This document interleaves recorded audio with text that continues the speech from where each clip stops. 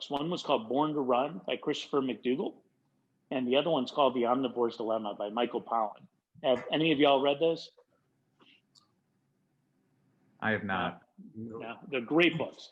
So I'll tell you briefly about both of them, because the joinder of these two books is what catalyzed our business and really was what we brought into our branding and marketing for the next 7 years before we sold the company. So Born to Run is a story of the Tarahumara Indians. And the Tarahumara are some of the world's greatest endurance athletes. They live deep in the Copper Canyons of Mexico. So if you wanted to go there, it would take you about 3 days to get there after you fly to Chihuahua, Mexico. It's a really remote area that kind of makes our Grand Canyon look very accessible. And the Tarahumara were a tribe who had literally run away from the Spanish conquistadors in the 1500s. So when Cortez came over, conquered Mesoamerica, they did a few things. One of the things the conquistador did was to take whatever was most important to the indigenous culture and eradicate it. So interestingly enough, one of the things they eradicated were chia seeds, which was the main food for the Aztec Empire. The Tarahumara were this tribe who literally ran away in the 1500s and have been living remotely in the Copper Canyons for 500 years. They have their own native language, their own dress. It's really still a fairly shared culture. And what's cool is, despite the fact that they're literally some of the poorest people in the world, so per capita dollars per person, they're very, very, very poor, but they also have not shown any cardiovascular signs of aging. So Harvard had been down in the Copper Canyon studying the Tarahumara for years. And yeah, thanks, Julian. This is a picture of the Copper Canyons from when we went down there a few years later and almost got killed by narcos, but that's a whole nother story. So the book is just really amazing. It's this wonderful author. He was a Wall Street Journal war correspondent. He's a big guy like me that gets into running and he keeps getting injured. So he goes and looks for the best runners on earth and he finds a Tarahumara. But really it's a story about the joy of exercise, living close to the land. And there's a bit of spirituality about it in that respect. And it'll make you want to go running. So, Dan, Nick, and I had all been Division I athletes, and then we turned 30 and worked 80 hours a week for 10 years, and we were tired, and this book really got us up and moving. And in the middle of it, he has this really hyperbolic paragraph. The author's in the middle of his first 50-mile run, and he's running 50 miles, and he bonks, and the Tarahumara give him a drink made out of chia seeds. And he says, oh my gosh, this seed is amazing. It's like making a smoothie out of salmon, spinach, and human growth hormone. If you got stuck on a desert island, there's only one food you should bring with you. It's chia seeds, and you could probably swim home after a couple days. So anyways, you can't put any of that in your packaging in the United States, but the paragraph was good enough that we were like, we should start eating these things. So, I started ordering them. They're very hard to find. Everyone at the governor's office started eating them. Everyone at the hedge fund started eating them. And we realized this food was the highest plant-based form of omega-3s, protein, and fiber. It's a really extraordinary nutrient-dense food. And it also had a 5-year shelf life, which is really rare. So there were all these awesome stories about Aztec warriors eating nothing but chia seeds, crossing from the Atlantic to the Pacific Ocean. The Hopi Indians would do the same thing from modern-day Arizona to San Diego. And so it had a bit of an Indiana Jones great story to it. It's a really nutrient-dense food. And then we read the second book, which is The Omnivore's Dilemma. And you really should read this one. This is one of the best written books in history. It's by Michael Pollan, and it's the story of where food comes from in America. And it's kind of a sad story because you guys probably know in America, we have major problems with obesity and diabetes, and it's largely driven by what we eat. And it's because the great majority of what we eat is either fast food or packaged food. And that packaged food is mostly what we would call ultra processed food or food-like substances. It's derivatives of things that were once food. So our aha moment, Dan, Nick, and I'm working in the governor's office. They're up in New York where, email is still like a fairly new thing at this point. You were like really excited if you got an email, which is funny, but that's where we were. And we're emailing about the books and we're talking about them and we're eating our chia seeds. And we're like, wait a minute, what if we could start a food company that took nutrient dense superfoods like chia seeds and put them as a main ingredient in packaged food, so it's still convenient, but didn't have sugar as a main ingredient. So the minimum amount to buy of chia seeds, we spent about 6 months looking for the highest quality chia purveyors that we could find, and finally ended up working with a company in Santiago, Chile, woman-owned company, really neat, and they were just doing the best job. They're very hard to clean. They're very small. You have to cultivate them very carefully, but the minimum order was 25,000 pounds. So if we wanted to start a chia business, the minimum we could buy from South America was 25,000 pounds, which cost about $50,000. And we had no idea what we were doing. You know, we didn't, I would say we were in the food and beverage consumer packaged goods industry, right? And we were a D2C brand, but we didn't even know any of that. Truly, I'd never thought about marketing in our lives.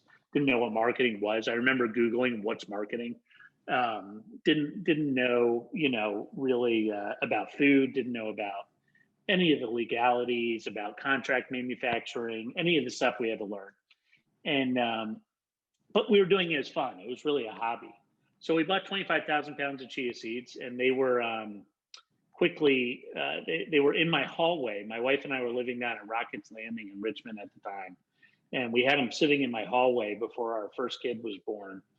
And we built a website and we figured out how to do fulfillment.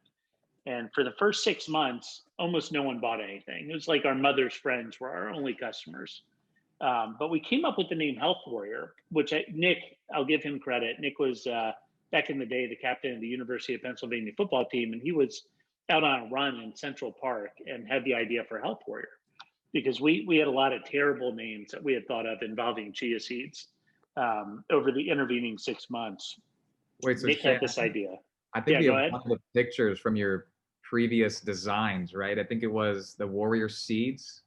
Yeah, so you can take a look at that. We had this is when MMA was first getting big, and we had some jujitsu guys that wanted to do seeds together and mocked up some packaging. And you can see just how terrible it was. So I have about 50 pictures like that with terrible packaging on it. And we just kept playing around with it until we, you know, when Nick had the name Health Warrior, and I went and saw that the trademark was clear and we could actually get a trademark on it. We were pretty excited about that because it's really hard to use words that are fairly common, Health Warrior, even in conjunction, and be able to get a mark on that. So yeah, that's a good slide. You can put it away now. I can't look at it for too much longer. So if you want to go, Julian, to the presentation, there's a little timeline that'll be fun to talk through. But what we did was we took those two books and we learned a lot. We had two friends that were in the food industry. One had founded a company called Zico Coconut Water, which you guys may have seen. And that's a cool story. So Mark Rampolla was a Peace Corps volunteer in South America and noticed people drinking coconut water. And he was like, why doesn't anyone in the US do that? So he founded Zico when he came back from the Peace Corps, and he sold it to Coca-Cola about 10 years ago. And the other one was a woman named Kelly Flatley. Kelly went to UVA, graduated in 2002, and was making granola out of her mother's kitchen right after she graduated because she didn't have a job yet, selling it at farmer's market. She named it Bare Naked Granola, and she sold it to Kellogg's about 4 years later for $50 million. So we had these two friends, and we were like, hey, tell us about the food industry. We don't know anything, but we do own 25,000 pounds of chia seeds. They're in Shane's hallway right now. And so we got educated on it. And what we realized was selling the bags in bulk were great, but we wanted to keep chia out of the brand name. We wanted, in the long run, to have a brand like Patagonia or Nike that could sell lots of stuff, not just one ingredient or one food form. So that's why chia is not in our brand name. That's where Health Warrior came from. And we wanted a brand that transcended grocery stores and was really much like a Nike or a Patagonia, about movement, about exercise, about working out and being healthy and feeling good. So that's what we did. And we formally launched, I think it was around 2011, the website started. And we didn't even have a full-time employee. And like I mentioned, our sales were very slow. and we invented the chia bar. So we were like, we want to do what we would call a value-added snack product. We want to make something that's really good and convenient, but really good for you. One of our smart investors, we'll talk about it in a little bit. He's a professional athlete, and at one point he said, "There's only two kinds of food. There's the kind that makes you better, and the kind that makes you worse." So we're like, we want to make the kind that you're actually better after you eat it, not worse. So the chia bar had chia seeds as the main ingredient. We only had two flavors when we first came out with it, and we paid a developer to do it. We actually had to pay three developers. We fired the first two because they wouldn't do what we told them to do, which was to make the chia seeds the main ingredient, because they thought we were nuts for doing that. They're like, no one's going to buy this. And we're like, we don't care. That's what we want. So we did it. They were on the website. Amazon had just started selling food, believe it or not. It was brand new that you could buy food on Amazon. And we got them set up on there. And the minimum runs when you make a product like a nutrition bar, the manufacturers have minimum runs. And the more you make, the less you pay. But the minimum run, I think, was 50,000 chia bars per SKU, so per flavor. So, we had to make 100,000 bars to make one, if that makes sense, which again was very expensive. So we had self-funded the company, and we were like, we have plenty of money. This will be great. We don't need that much to get started. It was a fair amount of money. It was two U of R full tuitions, right?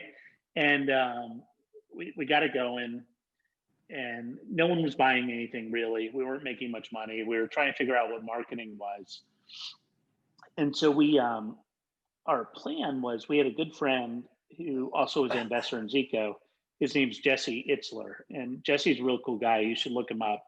He was a white Jewish rapper from Long Island that ended up doing all the NBA's work. So he's the guy that came up with like Go New York Go, and we love this game.